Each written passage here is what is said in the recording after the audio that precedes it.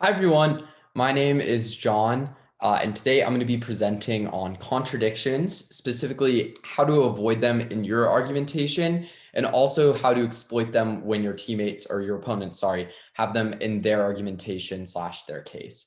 So I think contradictions are a really interesting topic, but I also think they're a very frequently overlooked topic. And that's why I wanted to give a lot of attention to them in this lecture and kind of go over the specifics of how to use them in the meta of debate and how they can be really beneficial for your side or how you can avoid them being detrimental to your side in the case that you have them. So that's kind of what we're going to be discussing. Just a brief overview of the specific content matters that we're going to go over. There are a few overarching questions that I think can really help achieve the goal of using contradictions slash avoiding contradictions more effectively in the debate space. And those are just understanding first, what are contradictions? I think a lot of times we don't really realize that arguments we have are working against each other. And we say, oh, I mean, like they kind of can exist together, so they're not contradicting each other. But understanding what contradictions are and kind of the different types of them, because I do think there are different types and different degrees of contradictions, can help you avoid them in your debate and make you a more effective case writer specifically. But in addition to that, understanding what contradictions are and kind of the signs of them can also help you see your contradictions in the opponent's cases, and in turn point them out and show the judge that they're harmful. So the second question is, how do you avoid contradictions yourself? So once we understand the signs of contradictions, what they are, what to look for, we're going to learn some specific strategies for avoiding them in our own casing and kind of look at the spots where they're going to come up the most often, because I think that's definitely something that people need to know. And it's something that people aren't really talked about too often because people just kind of assume like, oh, contradictions are obvious, you won't see them. But avoiding them is definitely the best way to strengthen your argumentation, and it can even help you make stronger substantives and things of the sort. Third and final question is, how do you exploit your opponent's contradictions? So once we know what contradictions are, how to avoid them ourselves, we're going to look at where you can kind of use them as an Achilles heel against your opponents. Tons of times I've just seen teams be like, their case contradicts itself, so they should lose that argument or they should lose both arguments. And they just say that and they don't really justify it. And if you learn how to justify it, pointing out contradictions can be such a quick way to lose your opponents so much ground.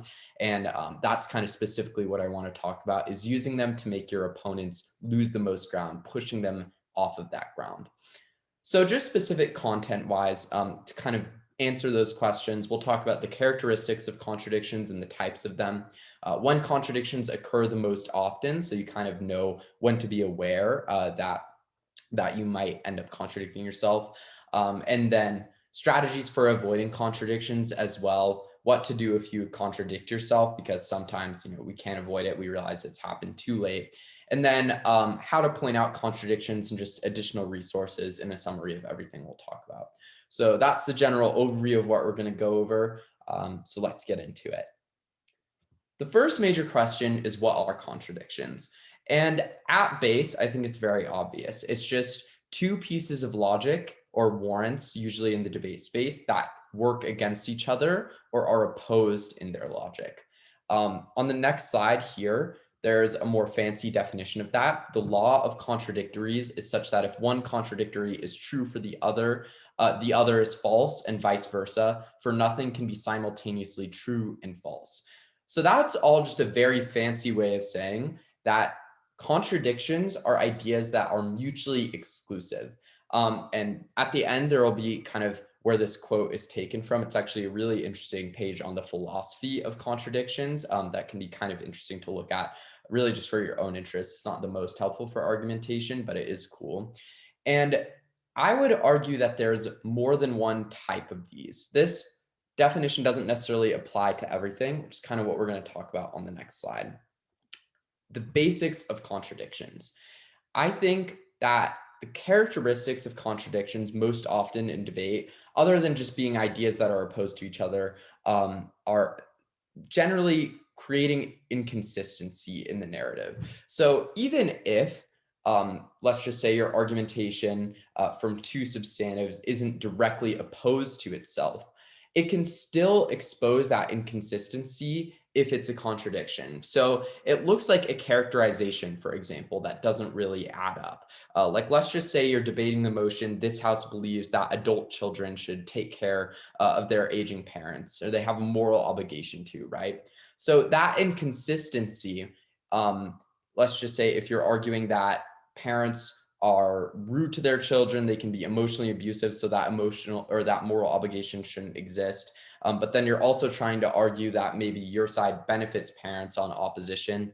That inconsistency in narrative is also, I think, an example of a contradiction, even if the logic isn't directly opposed to itself.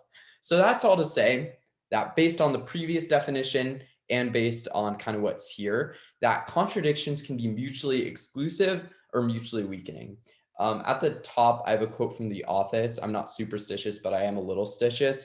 I think that's an example of something where it's like it's almost a contradiction, but obviously it's just a funny way of saying it. Um, so it's ideas that don't really make a ton of sense together, and they create that uncomfortable feeling for the judge, that inconsistent narrative, and it can really damage your credibility if it's obvious. So that said, I think within these, there are a few different types of contradictions. So the first type is the most obvious. That's overt contradictions. And there are two ideas that directly disprove one another, creating that dissonance in the round's big picture. I think usually these are going to occur at the substantive level, because if the contradiction is really that big, then it A, has to be brought up earlier, and B, is probably going to come up in the majority of your argumentation. And these are the things that are definitely the most lethal. And I think, all of us here, like, we want to learn about debate. We're trying to actively be better debaters. We're probably, unless we're being really careless in prep, not going to be making these. So in an ideal world, none of us will have to worry about these. But note that these do often occur, especially if you're debating less experienced teams. And that's not a knock on less experienced teams or anything. It's just the less experience you have in debate, or world schools debate specifically, the more likely it is that you're going to try and have your cake and eat it too when it comes to argumentation. So these are things that can be very effective ways to gain offense against those teams that may be making those mistakes as they're learning the format. And so in big rounds, you can definitely use this type of contradiction against them. But it's probably not going to happen too often because they're so obvious. Continuing on the basics, I think the second type, and this might actually be the most applicable type for our conversations and our debates, is tension. So there are two ideas that weaken one another but don't necessarily disprove one another. I think one example of tension would be, like, for example, on a motion that's like, this house would allocate a substantial amount of resources to green technology, right? I think that's a motion, or a clash at least, that comes up a ton in world schools debate on environmental motions. And the tension here that I see in a lot of argumentation from prop sides would be them saying, okay, we're going to reduce all of these emissions because we're going to be creating this green technology, yada, yada, yada. It's so good for the environment. And then in their second substantive, they start arguing basically that you're also going to see a ton of economic development as a result of this. Now, these things aren't disproving one another. You can still have economic development and green development.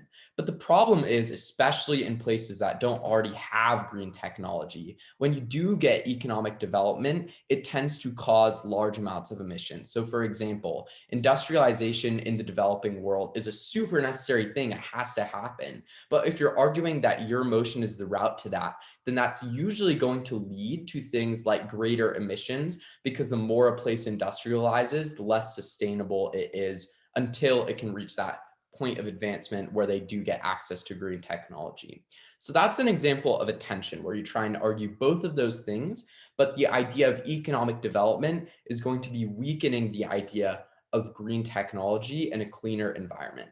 So these aren't always super obvious, and they usually require more explanation to the judge because it's not like on that example, I can just say, they have an argument about green development and an argument about economic development. Those ideas are mutually exclusive or mutually weakening. You have to paint the picture of why they're mutually exclusive or why they're mutually weakening. So they may be somewhat obvious, but they're going to require more legwork on your part. But I do think that if you can use them, you can really debase a lot of your opponent's offense if the tension is there. The third type is going to be trade-offs. And these ideas are two ideas that trade off with one another, sort of at a micro level. They're most common, I think, in the impacting, and they tend to happen later in the round because that's when a lot of the impacting is going to happen, is like in the third speeches, for example. So trade-offs are things that maybe contradict each other, maybe they don't, but basically they're inconsistent characterizations, and accessing one impact usually means you shouldn't be accessing the other. So for example, going back to that motion about adult children having a moral obligation to take care of their parents on the op side, it's not a contradiction to say that parents can be emotionally abusive and yada, yada, yada. Because of that, not everyone has a moral obligation to them. But it is in reality sort of a trade-off, because if you're going to be impacting out to those groups and saying that because these parents can be truly awful in a lot of circumstances, then they shouldn't have that moral obligation. The children shouldn't have that moral obligation to take care of them. It is a trade-off in your impacting, because then even though the logic from an argument about how your side also helps parents isn't contradicting the logic about how parents can be harmful, it's a competing characterization that makes it so you probably don't want to impact out to both. Because if parents are so horrible in so many circumstances, why would you want to help them? I think is the argument that prop could point out. So it's a trade-off in the impacts you want to access, not necessarily a trade-off in the logic. And I think that these, can be pointed out the quickest, but they're also the least obvious, and they happen the fastest as they progress through the round. So they're not always the best option, but they can kind of limit your opponent's impacts when you point them out. So these, I think, are the three broad types of contradictions. You could argue that there are more. I think there most certainly are, but these are the ones most applicable in world schools debate. And I think they're the ones you're going to be using the most often. So all of that said, let's break down how you actually avoid these, because now that you have an understanding of what they look like, it's also important to understand where they're going to occur most frequently on your side, and then go over some strategies for how to avoid them. So avoiding contradictions, a guide. At the top, you can see a very nice quote. The only problem with our third sub is it disproves the rest of our case. I've said that one too many times. Hopefully you never say that. Let's talk specifically about when do contradictions happen. Now, in prepared case writing, I think it goes without saying that they're probably the least common, because if you're preparing a case, you're gonna go through it, hopefully, as a team, make sure you get rid of all of those contradictions, all of those inconsistencies, all of those tensions. And you're going to have a very solid case by the end of it if you're putting in your work. But in impromptu case writing, they're definitely more common. That's because when you have an hour to write an entire case, come up with A2s, come up with a round strategy, come up with warrants for your case, you are going to have a lot harder of a time finding the time to go over your narrative and your case and check it for inconsistencies and contradictions. So that's why it's more common in the impromptu process. And that's where you should definitely start looking for it. And then I would say down your bench is probably where they're most common, which is an unfortunate thing. But that's because when you have 3 different speakers in 4 different speeches, going over everything, making refutations, and just really being rapid fire, because there's not a lot of turnaround time between when your opponents read their case and when you have to read your refutations to that. You're going to have contradictions, even if they're smaller, between speakers. So that may be whether you prioritize, one stakeholder over the other, and they don't necessarily, they're not necessarily super compatible with one another in the impacts. Whether that be a piece of refutation that contradicts another piece of refutation that came up earlier. All of these things can happen down the bench super easily. And I think they're the ones that the judge is going to be most understanding of, because they understand that things are happening super fast. but they're definitely things that your opponents can still capitalize on. So we're going to talk about in each of these situations how you can avoid making those contradictions in those circumstances, and definitely go over the strategies for how to avoid them. So in prepared case writing, where they're the least common, I think they are going to most often happen when substantives are written separately. So going back to that quote at the top, the reason that I've said that one too many times is because oftentimes, like whether that be because we didn't want to focus on a third sub right away and we wanted to get the core substantives out of the way first, or whether that be because, we just didn't think it was the priority. The third sub would get written separately from the rest of that case. So when you're doing prepared case writing, it's important that you still write the substantives all together and have one person checking all of the substantives and supervising. Because when each person, say, takes framework, a substantive, second substantive, third substantive, what can happen is that each person is going to add their own warrants and logic to those arguments, even if you agreed upon them before together. And within that, you can start getting contradictory logic. So when you're writing prepared cases, you want to make sure that either A, all of the substantives are being written together as a group. You're going over that logic as it's being written. Or B, you're assigning people individual cases to supervise rather than individual substantives to supervise. These contradictions are definitely the most damaging, because if you contradict yourself in a prepared case, like in a super obvious way, or even not in a super obvious way, if it's a tension, then the judge is like, they just didn't do their homework beforehand because they had all this time to write the case and they still ended up with clearly contentious logic or clearly contradictory logic. So the strategies for avoiding this are writing all the cases together as a group, or assigning people cases to supervise rather than substantives. I understand it's tempting to assign people individual substantives, because it splits up the work more and it makes the workload more manageable.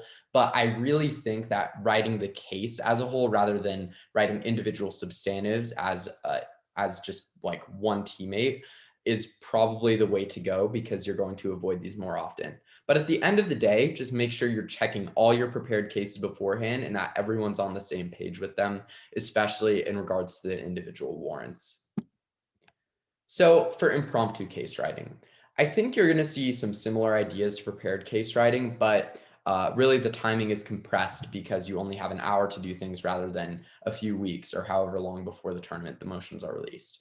So these most often are going to occur when there's a lack of clarity in the prep process. So for example, when one person brings up an argument and a couple of teammates really like it, so you put it in the case, but when one teammate who's also on your team uh, doesn't fully understand it, and then you just move on. You need to make sure that everyone's clear on the arguments you're going to run before you actually go into them, because the reality is that if everyone's not on the same page, then either A, they're not going to get written as if they're on the same page, or B, in the round, it's going to come out that someone doesn't fully understand the logic behind it. And in turn, that can cause a contradiction. So it's caused by different understandings of arguments or links. And I think that's the most important thing, is that it doesn't necessarily have to be a tagline that directly contradicts another tagline, because even in impromptu prep, you'll probably still catch that. But it can be a link that contradicts another link. So for example, oftentimes what happens is the first speaker and the third speaker will pair up to write the first two substantives, or whoever's sitting out will work on it with the first speaker, yada, yada, yada. And then the second speaker, because they're delivering the third substantive, will be the one to write that. What happens then is when you're working in these individual groups, the logic isn't always agreed upon. And if there's not a complete sense of clarity within the arguments, then people are going to write them differently, which could potentially end up with either overlapping links or, in this case, contradictory links. That's what you want to avoid. So some strategies for avoiding this. Captains, make sure everyone is on the same page after every argument is agreed upon for the case. This can also happen in path to the ballot discussions when you're going over a consistent narrative for your side. I think that's most often where you're going to be able to catch these. So either at the beginning or the end of the round. And I do think that the duty falls upon the captain to make sure that this is happening, because they're the ones facilitating prep. So make sure you have complete clarity, even if you're sacrificing just a little bit of writing time to get those there within the arguments. And in addition, just make sure that everyone's completely on the same page after the path to the ballot discussion. So third and finally, down the bench. This is where contradictions occur between speeches and speakers. And I will say this is probably the hardest to avoid because it's not like you can be telepathic and you can't always know what your opponent / your teammate is about to say. So you don't know how you'll refute it exactly and whether that refutation will work against something that's already been said. So this can occur in refutations or in extensions of arguments. It really can happen anytime an individual speaker is going up and they say something that's divergent from a characterization or link that another speaker has already said. One way you can disguise this is even if statements. If you think like you've got two really good pieces of refutation, but one only really works independently on the highest ground of your opponent's argument. And if it's not on the highest ground, then it maybe contradicts your other piece of refutation. You can give that first piece of refutation to their argument kind of what you think it is in reality. And then in that second piece of refutation, you can say, this is true, even if their argument is 100% true.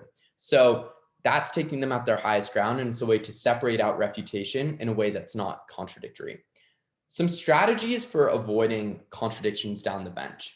First of all, and I brought this up just briefly in the impromptu case writing section, discuss the team narrative before the round. If you have a consistent team narrative, then it's a lot harder to make contradictions because everyone is arguing from the same position and everyone understands the stakeholder they're advocating for. If you're all advocating for the stakeholder, it's very hard to make contradictory statements because oftentimes those happen when you're talking about different scenarios. So if you have that team narrative, I think contradictions down the bench are a lot less likely. But also in addition, bench communication and team building drills are a great way to do this. So we might do this during camp, I'm not positive, but there's a really great drill where you do basically kind of a popcorn speaking. And that's when one person starts delivering the case or one person starts delivering a speech on your side, and then the judge or facilitator, whoever, points to another person on your team and says, stop, okay, this person is going to pick up where you left off. And then you just have to keep going based on what your teammate has been saying. That can really help build team cohesion. And team cohesion at the end of the day is what's going to help you understand what's not going to cause a contradiction on your bench. So just on the left, a brief summary of everything. Strategies by situation. For prepared cases, write the cases together or make sure one person is supervising a whole case rather than an individual substantive. For impromptu prep, go over arguments in the beginning. The captain makes sure everything is super clear and then review them in the path to the ballot discussion because once they're written, that's when links might be contradictory. And third and finally, down the bench, telepathy is basically the only way to do this. Just kidding, obviously. Communicate and agree to a narrative beforehand. That's what's going to help you make sure that you have that cohesion on your team and that cohesive advocacy as well without contradictions. Okay, one final notice before we get into break time.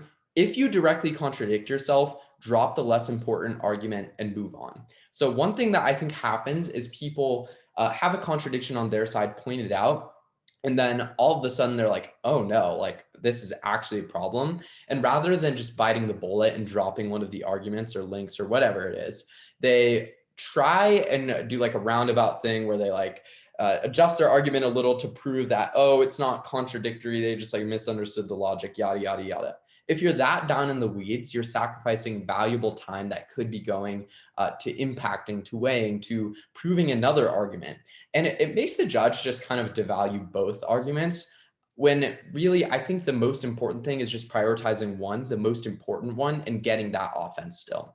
So if your opponent points out a super direct contradiction and you're like, it would take so much work to like beat around this bush and move on, just say, okay, judge, we're going to drop Y argument, X argument is more important. Disregard the analysis we gave you beforehand and then start weighing that argument that you're still prioritizing a ton. Because then the judge is like, all right, like they just got rid of the argument. I'll just start weighing this one. And perceptually, I think it's a little bit better than letting both arguments get weakened because then you're losing, I think, comparably more offense and you can still spike that argument that you don't sacrifice. Okay. It is time for break time. Take 5 minutes to do any of the things I listed below there. And when you come back, we're going to talk about using contradictions to win rounds and then the strategies for pointing out contradictions. So I will see you soon.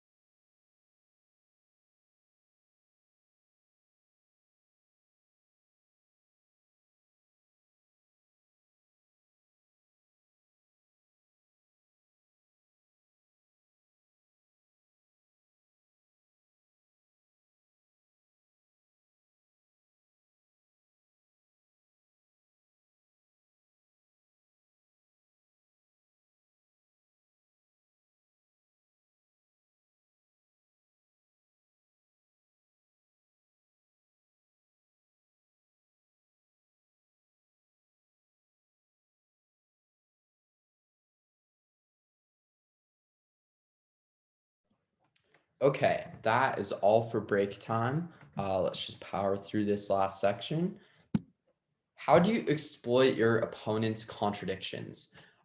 This is probably like what we all came for the most part, because I think at this level, like hopefully you're not making that many contradictions. And those strategies before are just general ways you can make sure that you're not having them to an even greater degree and really avoid them and put the finishing touches on your arguments. But this is something that you can use, I think, pretty often because especially American debaters, I think, and this is definitely something I struggled with coming from different formats and worlds, try and have their cake and eat it too with their arguments.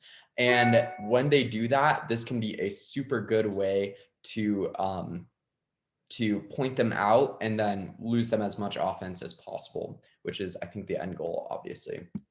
So, how do you use contradictions to win? The most important thing is that when you point out contradictions, they're only important if you make them important. You can't just say they make this argument and they contradict each other. So judge like, you know what to do from there because they don't probably.